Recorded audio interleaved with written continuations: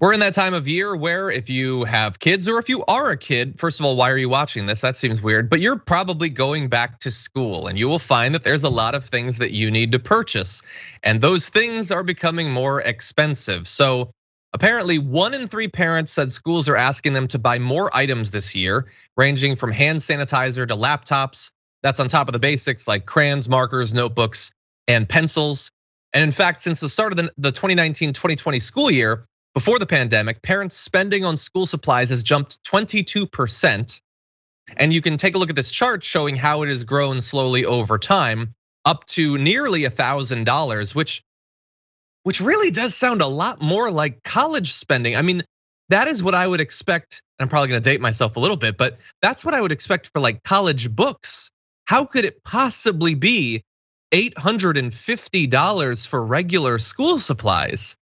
And so we're gonna have some more information here and about how much of a burden it is on these families. But Michael, I know that you have you have children. So what do you think about this, about the growth?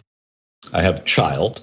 I was being purposefully vague because I didn't want to give more personal information about you than I needed to. So I decided to broaden it. But it's outrageous, but it's not really the hand sanitizer that's putting people over. It's the continued rising cost and the lack of any kind of cost of doing business adjustment for schools that these companies are passing down to parents who can ill afford to do it, especially in a pandemic when many of them have lost their livelihoods or are on public assistance or are not able to pay their rent and in fear of losing their homes because of eviction moratoriums lapsing, or have to pay their own student loans from when they were students that they can't afford because they don't have these jobs. The cost of living in America has to be adjusted, and it has to start at school, and that's where it's most needed.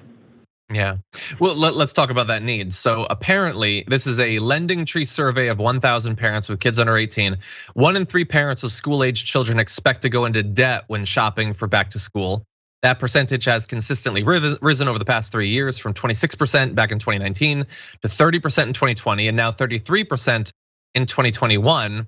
And I guess in hindsight, it shouldn't be surprising. I mean, we've seen those numbers of like the nearly, I think it was a half of Americans who would go into debt if they had a sudden $450 expense. I think that's something like the numbers that I've seen. Well, yeah, if it's $1,000, that is going to cause them to go into debt.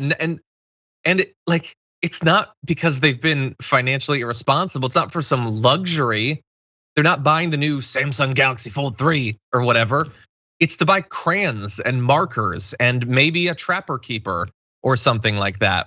I don't know if there are any plans for the federal government, like if anyone's working on this right now to potentially help. But I think your point, Michael, is totally true.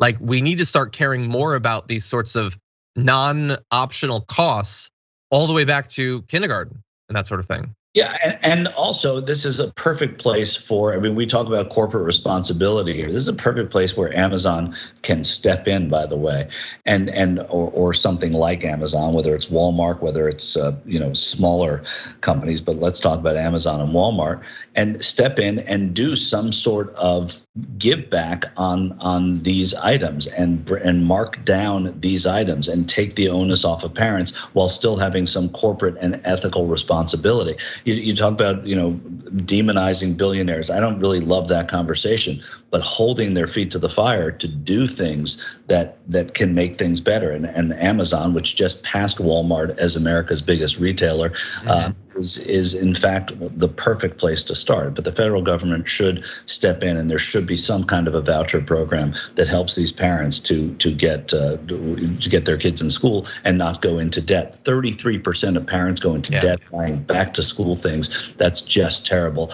Also, we need to talk about the way you pronounce Crayon. Crayon. Crayon? What do you say? Crayon. I don't like being targeted in this way because I see it in the chat too and in Twitch. You're all attacking me. How do you say it?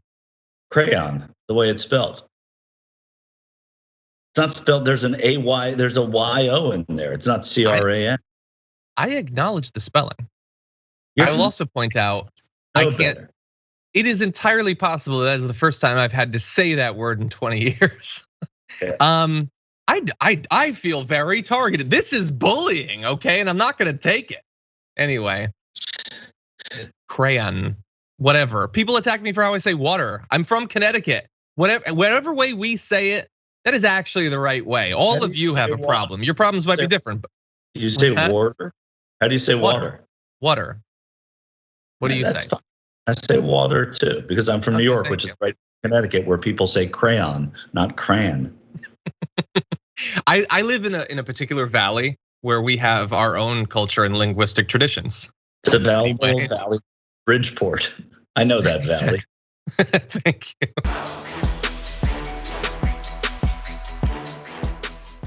For more political news breakdowns, interviews, stories of activism, and me trying my hardest to care about the occasional big celebrity news story, subscribe to our YouTube channel at youtube.com/The Damage Report. And you can ring the bell wherever it is so you don't miss anything.